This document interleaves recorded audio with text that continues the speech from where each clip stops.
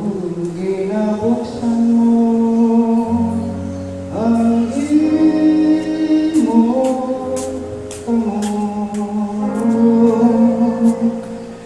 hinapayawan sila sintuman. Kung ginabuksan mo ang imo kamot, hinapayawan mo sila sintuman. Ang tanan mo nga mga tinuga o Ginoo, magadayaw sa imo, kag ang imong mga tao magapasalamat sa imo. Magahambal sila sang himaya sang imong ginharian,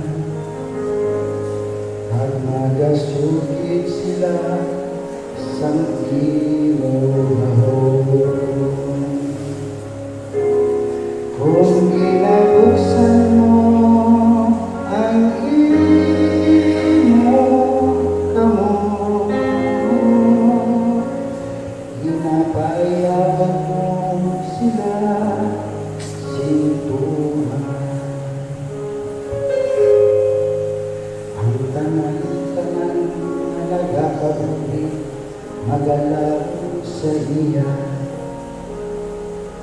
malinghatagan mo niya sila simpagkaon.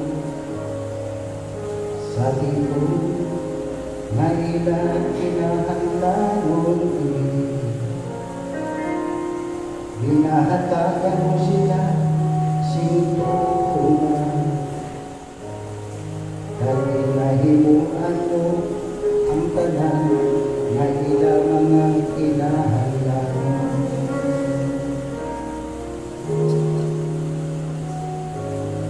Kung ginabuksan mo ang imo kamot, hinapayawan mo sila sintuman. Ang Ginoo matarong sa tanan nga iya ginahimo, manuloyon sa tanan niya mga buhay. Malapit siya sa tanan na nagapanawag sa iya,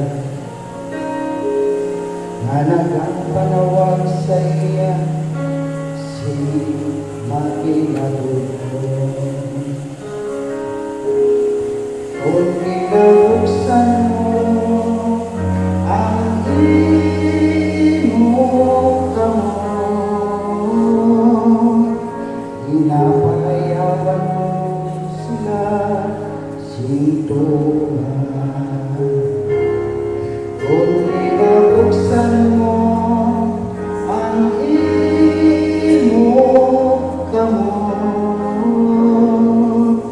hinapayawan mo sila sintuman. Si San Pablo ang apostol, nagwali nga maghiusa sa